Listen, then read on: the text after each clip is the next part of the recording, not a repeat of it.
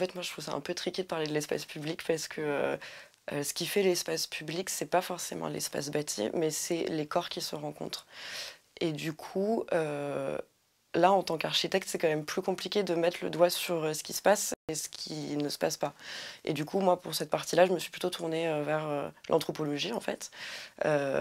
Et du coup, effectivement, Corinne Luxembourg et toutes les femmes qui ont beaucoup travaillé sur la géographie féministe, qui, en fait, elles aussi ont beaucoup de mal à délimiter des espaces, mais elles arrivent quand même à mettre le doigt sur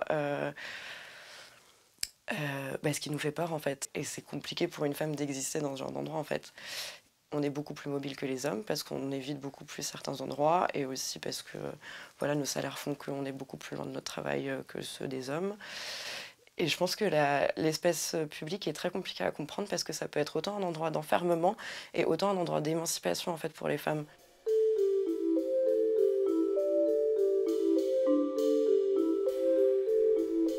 Les béguinages, ça m'a beaucoup parlé. Il y avait un mémoire de Apolline de Vranken qui parlait de ça en particulier, et en fait, elle détaillait extrêmement bien toute l'architecture qui a été mise en place par les béguines, qui étaient du coup des nonnes mais laïques, et qui en fait créaient des espèces de villes dans la ville de par une petite clôture en fait ou des grands murs, mais qui en fait cette fois-ci prenaient une notion complètement différente que dans les monastères. Dans les monastères c'était pour enfermer, alors que là c'était pour protéger les personnes. Et en fait ça donne place, selon moi, aux premières architectures féministes, parce que on n'avait jamais vu d'espace aussi grand occupé que par des femmes et d'espace où en fait on avait créé une espèce de société autour de ça et autour en fait du CAR parce que c'est exactement ce qu'elle faisait. Moi j'ai décidé de parler de non-mixité dans mon projet de fin d'études et du coup de créer un espace uniquement pour les femmes. Et la non-mixité, je vois vraiment ça comme c'est pas une fin en soi en fait, c'est vraiment un outil pour l'émancipation.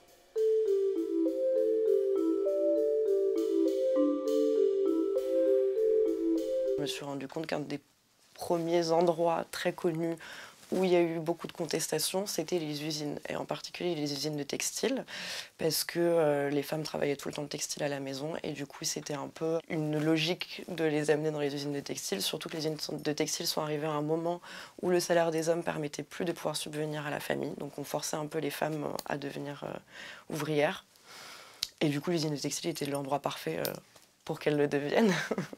Mais du coup, encore une fois, voilà, on a beaucoup entassé les femmes dans un même endroit en pensant pouvoir les cantonner. Et en fait, pas du tout. Ça les a juste aidées à comprendre ce qui se passait autour d'elles et à aussi en fait, créer une ville dans la ville aussi. Elles s'entraidaient, elles allaient chercher les enfants à l'école et ainsi de suite. Et ça, ce moment de sororité-là, en fait, il est important et il est hyper intéressant.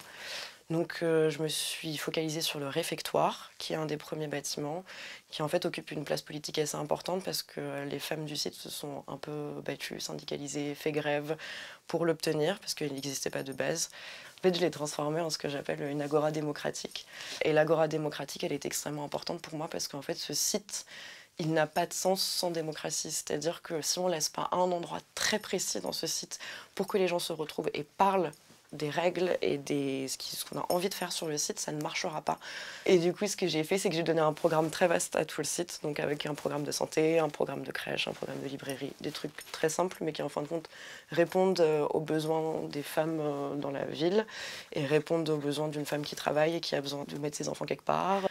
Commencer par le féminisme, c'est aussi abolir quelque part le capitalisme, le racisme et ainsi de suite. Et en fait, c'est des institutionnalisations qu'on a dans la société qui vont tomber un jour, petit à petit. Quand on en fera tomber une, les autres n'auront plus rien sur lesquelles s'appuyer. Donc elles sont vouées à disparaître un jour ou à l'autre.